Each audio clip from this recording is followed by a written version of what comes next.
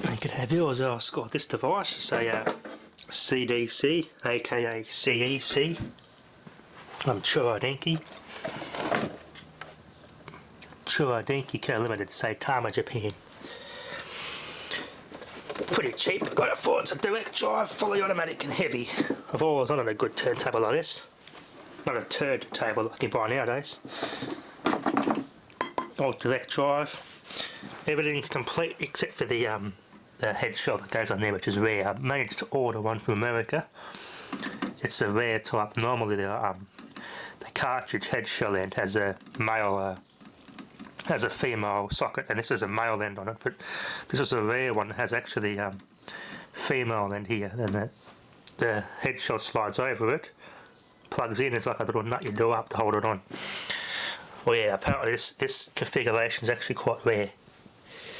This is an OEM manufacturer, so this is pretty much a rebreaded Marantz turntable, because they made I think they made for Marantz and I think Luxman as well. It's just an OEM manufacturer, but in America and other parts of the world they were known as CEC. But for some unknown reason, in Australia they were sold under the CDC brand. It's quite rare to find that reference. You only come up with CEC. So if you find anything about this, these turntables, just Google it and just type in CEC, and you'll find more. You'll find more results. So I don't know what the deal is there, why they use this reference in this part of the world, but that's what they're known as in Australia, CDC.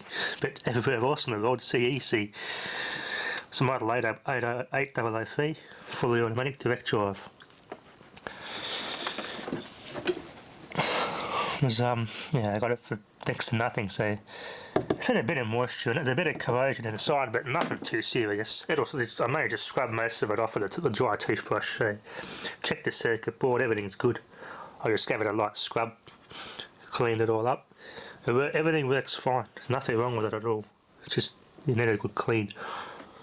That should be in a week or two, the head shell. But I got an original cartridge coming as well for this. I want to try the stock cartridge. I read the Autofon RM10 is actually a pretty good upgrade cartridge for one of these, but I'll try the stock one for now. That's your weight. I've got to set that to the cartridge. Anti-skating, so everything I need. I like the full featured stuff. There's an adjustment down here, I think. I think it could be the height. I'm not sure there. It could be a height adjustment, but normally the tone arm sits pretty level anyway, which is good. If I want to use a mat on this thing, I really can't use a thick mat because it ain't got much room on there. That stub's not too long, a bit short. It's got the strobes for your, well, although it's a DC brushless motor, so the frequency makes no sense anyway. That's only for an AC motor, that reference there, but you still got to use the these strobes, which is for the your pitch, to get the setting there, to get the RPM right. Very good bearings in that. But everything's freed up and works nice. Here's your 110, 120, 220, 240 volt, which is not needed because that's all direct drive. It doesn't have an AC motor down here with a belt. It's in pretty otherwise good condition. Pretty nicely made. These turntables are underrated. They're a lot better than what they actually are. It's well worth the pick up. Much better than the Chinese turntables I see in JB Hi-Fi nowadays. They're all just flimsy and nah. They look cool and they're well featured, but just flimsy Chinese garbage. Yes, sir. Built like a tank. Don't know why, but none of these have hinges. Even the other one doesn't have hinges. Must have been an option with these. I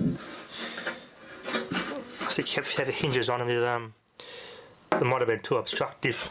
Must have been yeah, I know the CEC models had hinges, but the CDC models sold in Australia didn't come with hinges at all. Still got to clean the dust off the rest of it, but yeah. It's quite a nice turntable. It's all heavy metal construction. Real nice looking. I quite like it. Has all the connections intact, the earth. I think I'm going to set it up on here. That'd be a good turntable on my Sansui amp. Set it up in my old school amp. That'll sound nice on that.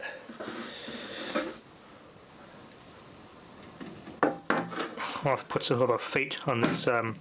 Put some rubber feet on this lid so I don't scratch up that silver surface. Repeat. That's pretty cool. I'll have to test that when I get the needle and the headshot assembly, the stylus and the cartridge assembly all put together. So you can wear out just one of your favourite tracks of the record. That's really cool. Switches feel good. Heavy duty. That feels quite solid. They all feel quite solid construction mechanically. Anyway, more on this when I get the parts, which again they should be here within a week or two. Can't wait to get it going. G'day, Roswell. I made an epic idea. I got the powerful motor out of this cheap shark or piranha vacuum. One of two of these I've got. So I got the crappier one, I took the motor out of it and chucked it in there. It didn't have this plastic thing. I had to make a new sort of setup like this to go in the back of the motor to fit in there. And that's a proper vacuum cleaner now. That's awesome. It's a good upgrade. It had more than enough, plenty of power in here. It was so powerful in there, so I thought, well, the motor is good, but the rest of it's just junk. This suction, the last seals failed and all the seals buggered up in it, so oh well. Throw the rest away, kept the motor and put it to good use in that. It was well worth it. That's got plenty of power in here. This is the original motor, 1400 watt motor from that. The fans on the side here are for the blower. That blower doesn't work anymore because the other motor goes at the top and pushes air out here instead. Doesn't matter, I never really use a blower anyway. This motor here, I tried to put in that Vax, but its motor's too large. It's got a double impeller set up. The motor's just too big. I haven't got any way of getting this to fit inside that. Because this is a 1000 watt motor. It's got good suction, but this is better. It's a 1400 watt motor from that. But the 2400 watt motor from that Cyclonic Piranha vacuum cleaner is much better in there. Oh yeah. I'll give you a demonstration. It's actually not as loud as this, because that motor was actually quite loud in there. But I put that motor in there, it's actually a lot quieter. Even quieter than this one and that one. It's amazing. It's well worth getting the motors and the vacuum cleaners to do upgrades. You get a good workshop vac on the cheap. I'm going to set it up in the shed and I'll give you a demonstration. I just got some hoses for free from the recycling centre. Made some hoses up. Got a new hose to this one. That one's pretty good now. Got an extension hose on this because I want to clean the gutters out with it. And with that motor it was more than good enough, but it blocked up. But this motor now, it's going to be bloody epic. And that's a wet and dry, proper wet and dry vacuum cleaner too. Proper motor, I got the benefit of a cyclonic vacuum cleaner and a wet and dry, so I got the best of both worlds. This is a well worthwhile mod. So let's put this in the shed and I'll give you a demonstration. This thing's powerful now. Better than the Dyson, much cheaper too. Okay, let's see what current it pulls in this new enclosure. I wonder if it's going to pull less power because it's not as restricted. Let's see. Ah, it don't pull 10 amps no more. Interesting. Save my power bill and it's still got good suction and it's quieter. How good's that? Putting a less current. Before it got too hot and I was pulling 2400 watts continuously.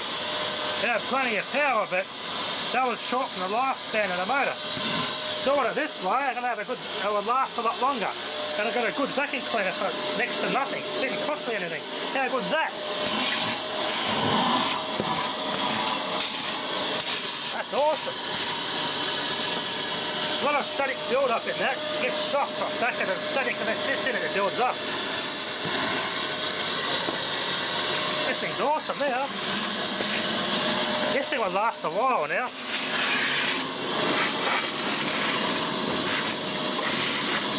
Oh, that's better.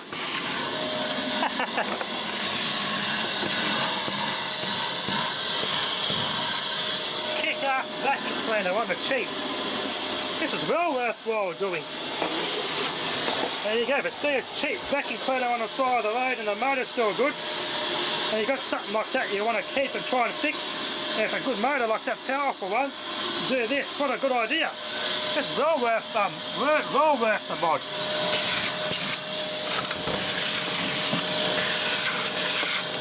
That's awesome. Get sort of crap out there that couldn't do it before.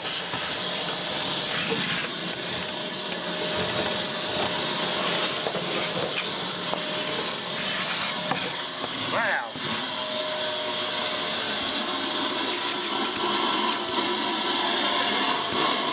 That's got plenty of power.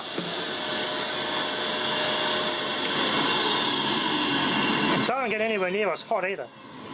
It's a little bit, but not too bad. Bloody hell, this thing can suck your eardrums out through your arsehole. Before, Elton John could suck harder than it, and now it can suck harder than Elton John and George Michael combined. That's a well worthwhile mod doing.